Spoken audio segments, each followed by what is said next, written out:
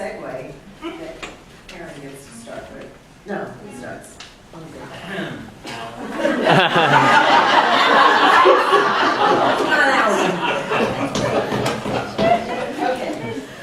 We have some time, so we've got one more question that will segue with what Rachel just said. Chapel Hill uses Rosemary and Franklin Streets exclusively for street fairs. Can you propose another part of town that we can host large events, such as University Place, Friday Center, somewhere else? Well, let's think about a place that's a little smaller. I'm thinking about, in particular, Elliott Woods. I'm thinking about the public housing complex that's over on South Estes Drive. These are spaces where, we have neighbors that work for the town, work for the university. They're hardworking folks, and they want to be included. When I was walking out there a couple weekends ago over at Elliott Wood, one of the most consistent things that I heard was that, we don't feel included. We don't know about meetings, we don't know about events. We love to have an event here. Well, I think that, as the organizer for the Chapel Hill Light Up 2017, so we had our event actually earlier this year at University Place.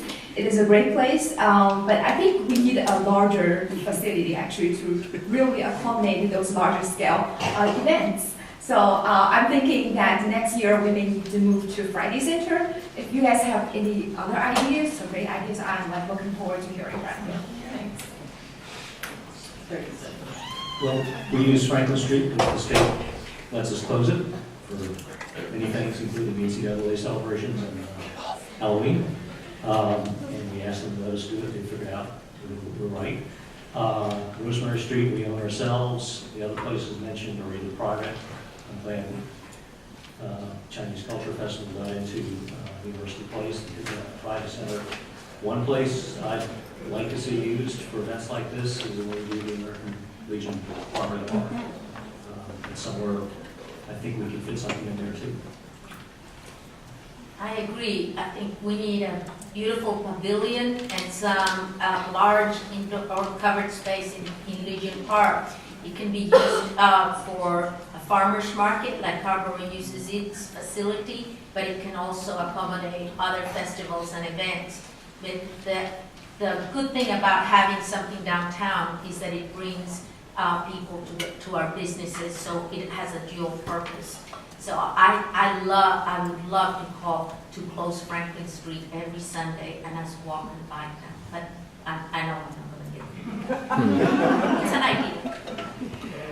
I agree about, I'm happy for the Light Up Festival that it's outgrown its space, but I'm sad to see it leave University Place because I know that I've heard that it was the best business day of the year for the businesses in University Place, which is fantastic, and that's the kind of stuff we want to drive people to our local businesses. We want people to shop and to eat, and if we can build a festival that brings people to our businesses, that can only help our town. I agree also that I think, and I'll give you insider info, it's looking promising that what our task force will recommend about Legion Road will include space for festivals and food trucks and farmers markets and those sorts of things that will drive people to that side of town where there is not a lot of opportunity for that kind of thing. We have a lot of great town and property that we could and already do hold events and festivals and could do more of. Hargraves is a great example, the community center, the Homestead Park. These are all wonderful spaces that we have that I think we could do more with and engage neighbors in different ways around those communities. We have some more questions. I've given you all these 30-second questions, so you get to answer more questions. 1 minute? Okay, what in your opinion are the three, this will be a 1-minute question. What in your opinion are the three most important issues facing Chapel Hill in the next few years? I think the three most important issues, I think one is affordable housing or inclusivity. I think this is an issue that has reached the point, and from my conversation with people from the various different communities, I think there is a consensus that that is something that needs to be done. So the second, I think, is transit.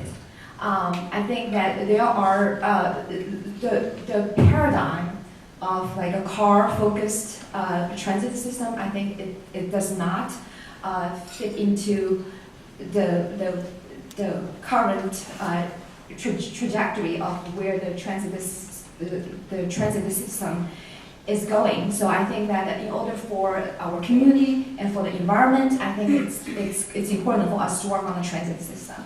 And third, I think is economy. I think it's very important for us to have a diverse economic profile and to diversify our tax base.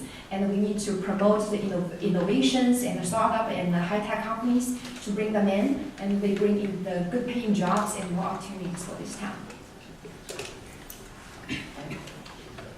From lots of experience with budgets, I'd say the cost of our government overall is the biggest challenge because we're every year getting less federal funding, less state funding for a while now. In terms of issues where this funding is needed, affordable housing is one of them. Affordability is for the end user, everything else is market rate, and it costs the town to invest in public housing and affordable housing. We have our own public housing that needs upkeep, and we have affordable housing we want to proceed on. And then the issue I've been involved with the longest, transportation costs and the time it takes a project to be done are astonishing, get worse all the time. The gap between what we want in transportation all the way down to sidewalks and bike space up to transit facilities, transit projects is astonishing. We want billions, we have millions to work with. And it's going to take a lot of work on our part to come up with funding. I think the three things that are well, you asked for this. Affordability is the first one. That is our community going to be a bedroom community or a retirement village for rich people, or are we going to have jobs that pay living wages and raise the pay of everybody who works in the town to where they can afford to live here, have enough housing and transportation and access to amenities that people can't actually live here, and that we will need to do by addressing the environmental challenges we have also, including flooding. We can't have affordability only because you live in a dump that floods every time it rains. So getting a handle of our environmental issues, which goes to the character of our town. Are we going to live on the glorious past that we fought for integration and had the first black mayor in the South? Or are we going to continue to be a progressive town because we need to make new progressive changes in the future? Thank you. Thank you. Affordability is the critical one. Every time I talk to people, that's the first thing they mention. That is housing for sure, but it's a lot of other things. It's childcare and after school and camps. It's developing vocational training options and mentorship programs in town. UNC is not the answer for everybody in this town. It's advocating for living wages. Our town pays living wages. We need to be advocating that all our businesses in town pay a living wage. Free options and amenities. We've got a library, that's great. What else do we have? What else can we leverage? How can we use this world-class university on our doorstep and get the folks of our town access to all of these amazing resources? Second, the brain drain. We lose business to Durham, to Raleigh, to Morrisville, all over the state because we have to do a better job about communicating with these startups, making sure we're building the infrastructure and the office space and the wet lab space that they need right here in town to build those good paying jobs for our residents. And the final thing, I have no time left, I want to continue supporting our inclusivity, but I also want to make sure we're doing things that are not policy driven, that are town driven, that are festivals, that are art galleries, all that sort of stuff. I got to run side on stuff, sorry. So the three most important issues facing Chapel Hill are affordability, affordability, and affordability. And that cuts across, as has already been shared, across housing, across wages, across transit. And we have to look at root causes. We need to really look at what are the barriers structurally, institutionally in our town that are preventing everyone from fully participating in what our town has to offer. There's an opportunity gap, an achievement gap in our schools, and I think that's reflective of our town. And we need to, we're doing a good job of starting to look at the schools and not starting, we've been talking about it, but we're starting to act, I think, more on that. And we need to do the same process, I think, with our town. I think our three most important issues are, of course, affordable housing, number one. Number two, providing more spaces for commercial. We need ways to finance our priorities. So, creating more of those spaces, like I said earlier, for office and retail, so that we can, get a better ratio of revenue between commercial and our residential property taxes. And then third, engaging young people. And, I've talked about engaging young people as civic participants. But I'm also talking about engaging young people for training opportunities, for work opportunities. We have organizations like Empowerment that do provide programming for young people to get experience, in kind of quasi apprenticeships, but getting experiences out in the professional workplace. Because the reality is that not all of our students are going to be going to college. Some want to choose to go straight to work, so we need to provide opportunities for them. All right, this question is for Ed and Maria, because they're the only ones that are incumbents. So Ed, you'll go first, and then Maria, and this is a 30-second question for you. Why didn't the council, this is an audience question, why didn't the council vote to include affordable housing in the form-based code? You have to probably ask the six that voted for it. I would have wanted to. It's hard to figure out how to do it in some cases, because if it's a form-based code, we can't really require it of apartment builders. But we really could have had more than just one place. It's this Forum district, which is the DHIC Affordable Housing Legion Road, do it. And I would have supported another place if I'd been given the chance, but I lost that vote. Maria? We did include affordable housing. When we rezoned Ephesus Fordham, the first thing we did was negotiate. We actually started with negotiating the HTIC to build affordable housing. Ephesus Fordham is going to have about 25 to 30% affordable housing as compared to the overall units, housing units being built at the end of next year. So it's a fallacy that we didn't include affordable housing. What we didn't include affordable housing on was commercial development and there was, we were trying to attract investment in a place that had a hole in the ground and nobody was buying or building, and to replace existing commercial developments and run down commercial developments where we can't mandate affordable housing by law. Next question is, we'll start then with Maria, the next question, which is for everybody, and this is a 30-second question. In your opinion, what should be the two most important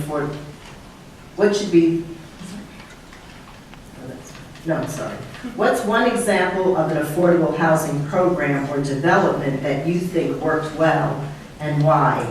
How will you support more of these successes happening in the future? And this is from the Community Empowerment Fund and Interfaith Council. I think there's several. I think the townhouses in Vineyard Square are an example, but that's before I got on council. I think since I got on council, we have worked very hard on some projects. I'm very proud of my vote on OB Creek. That's going to have a whole affordable housing component for seniors in one of the most beautiful, probably expensive areas of town in the future, but we're going to get a significant portion of affordable housing. And we have partnered with UNC on Homestead, and we're gonna get affordable housing there too. Rachel? This is 1 or 30 seconds, sorry. 30. I mentioned already the teacher housing in Asheville that I fully support because it's town donated land, it's a low interest or no interest loan from the state employees credit union, and it's developing teacher housing. Something in Chapel Hill that I like is the way that Community Home Trust and some of the Northside Initiative have sprinkled affordable housing in with market rate housing. I think this is really important not to lump all of our affordable housing into one section of town for a variety of reasons that I only have 30 seconds, so I can't go into, but I am strongly in support of not all in one spot, but sprinkled all over town, mixed in with the market. I think a great example of the affordable housing work the town has been doing is the Northside Neighborhood Initiative, because that's such a great partnership. And that's the kind of partnerships it's going to take to address such a big problem for our community. With UNC Self-Help and the Jackson Center coming together to manage that and really kind of protect Northside from further encroachment by developers. And Habitat has been involved in the Community Home Trust and PB Homes, and that kind of collaboration has really produced great results.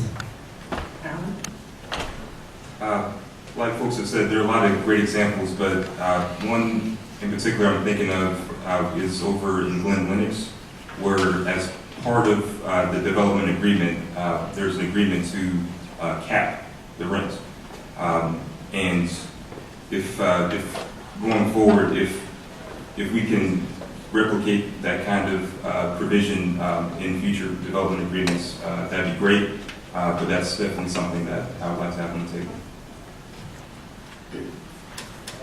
Well, I think that the question is asking, like, recommend one model. Well, I think affordable housing is a complex issue, and there are different levels of income levels that the affordable housing programs are targeting and are supporting. So I think it's very important for us to know that all of them play a role there. But in particular, I would support the paradigms that will have the mixed use of the affordable housing, that we're mixing the affordable housing with the market value housings, because I think affordable housing is not only, they will only beneficial for the people when they are part of the community.